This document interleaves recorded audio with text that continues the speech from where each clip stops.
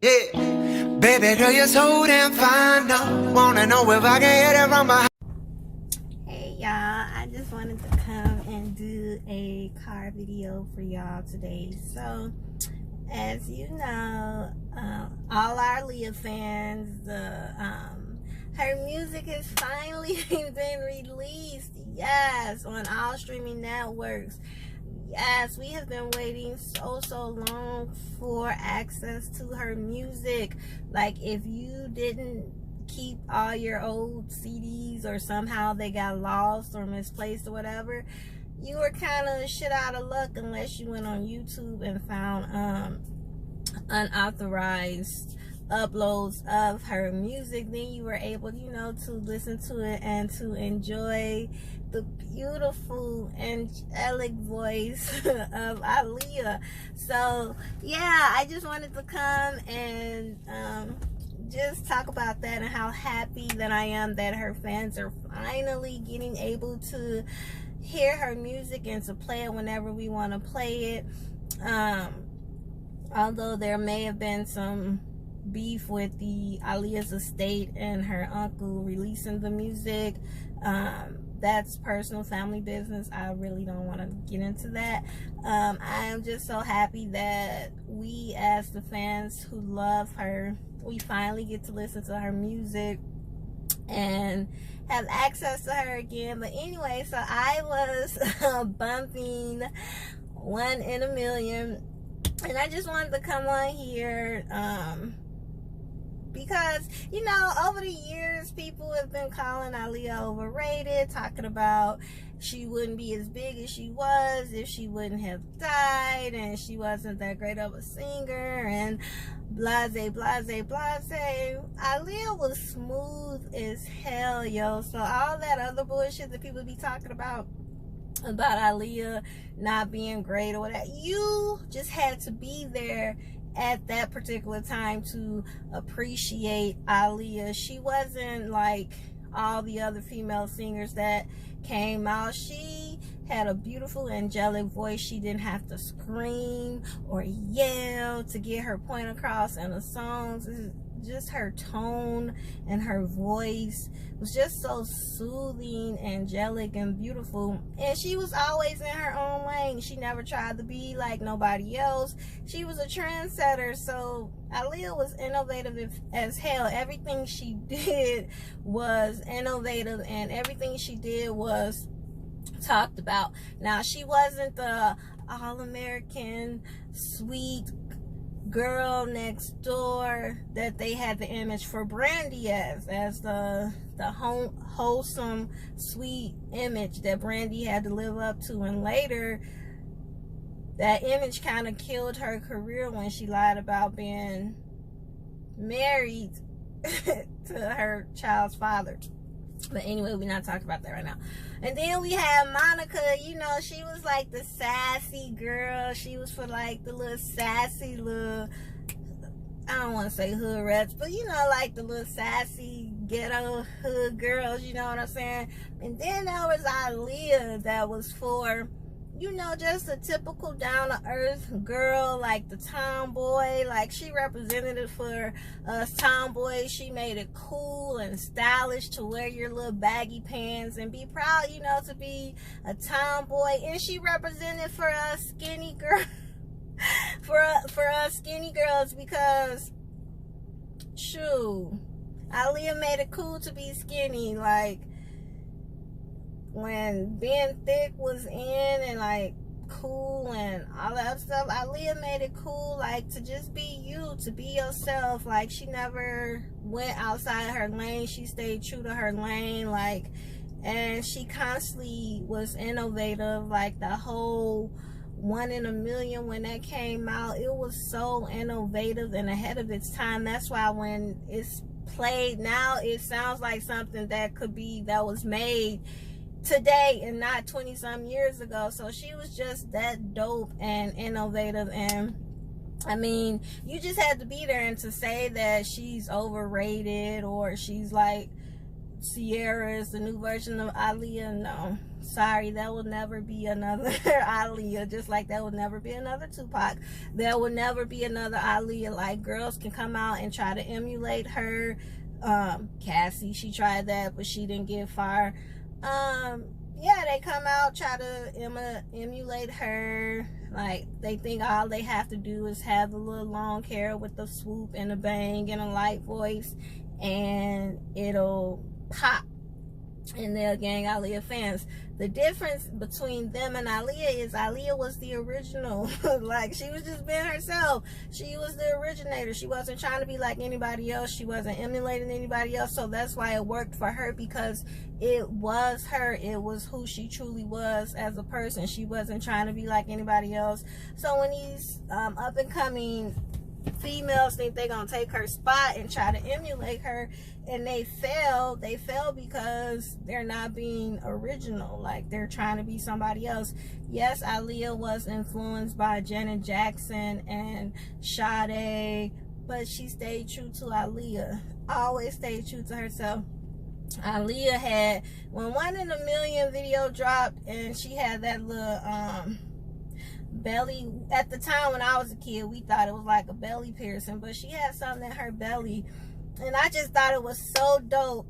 And I was like, I was a kid, like 13, maybe 12, and I was like, I want my belly button pierced. Like, Aaliyah got her belly button pierced. I want my belly button pierced. And yo, I remember me and my friends, if they had Sally Beauty Supply, and at the time they had the little gun where you could the little cheap little plastic gun where you could, you know, pierce your own ears. Me and my friends with our little silly selves, we was in a park with ice trying to numb my belly button, trying to pierce my belly button with that ear gun, just so I could get that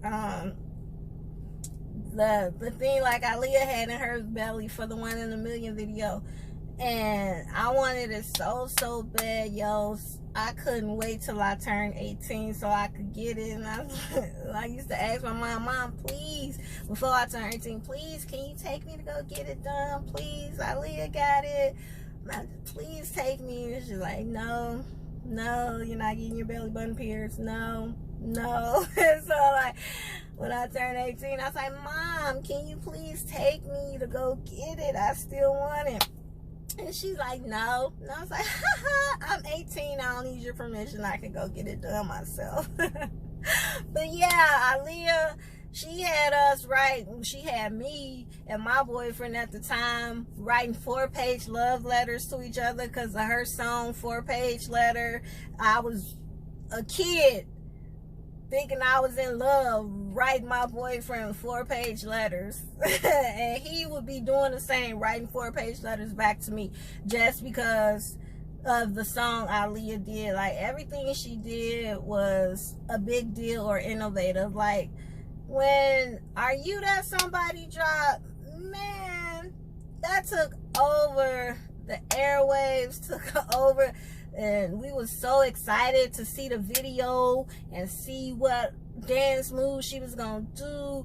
And baby, that video, I love the hell out of that video. And bro, she sent the world on fire when she wore a dress in that video.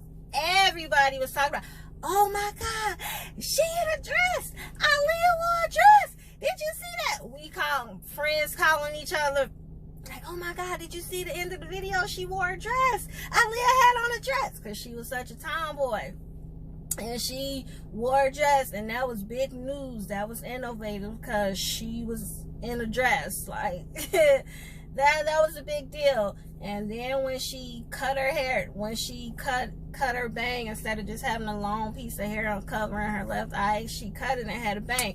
That was a big deal. Oh my God, did you see Aaliyah cut her hair? She cut her hair. She got a bang. Now, everything Aaliyah did was innovative, and she didn't oversaturate the market like some artists do, where you get tired of them. She like gave her fans opportunity to miss them. Like, she'll go away for a while, and when she came back, every time she left and came back, it was innovative, and she brought us something new and gave us something to talk about. Like, she was just a big deal, and she was mysterious too, so she like lured you in with her mystique and her privacy, and just how soft-spoken she was, and she was just so humble, and she was just fucking everything, bro. And she was only 22 years old when she died, and it's like all these years later, she's still innovating and inspiring new artists, and just like you can see Aaliyah's DNA if you pay attention in a lot of these R&B singers out now. Like, her style, her steez is all over, and she even had Britney Spears copying her. Yo, if you go, like, after Aaliyah did the snake with the We Need a Resolution video, and she died at the VMAs, who had a snake in a little bitty skirt with a tank top like Aaliyah had in her video? Britney Spears. If you look at Britney Spears' Toxic video, Aaliyah was always in a little jumpsuit with the long hair on a motorcycle with a dude driving. If you look at Britney Spears' Toxic video, she copied the same thing on a motorcycle in a little jumpsuit. So Aaliyah DNA is everywhere. She's like inspired a whole bunch of people, and I'm just so excited that we finally get to hear her music. And she was #1 on iTunes when it dropped, so I'm just so happy for her that she finally, well, she already got the credit, but you know haters gonna hate, but now they can't say nothing. Like, baby girl coming in again and shutting shit down. And yeah, all the little girls wanted to be like Aaliyah. You can't front, because I know I used to copy Aaliyah all the time, and she made it cool for me to be a tomboy. Like, out of my friend group, me and my best friend Asia, we was the tomboys. Like, they had to beat us into dresses. Like, I seriously didn't come out my tomboy stage and actually start dressing like a girl until 10th grade in high school. But other than that, it was baseball caps, baggy clothes, straight hair.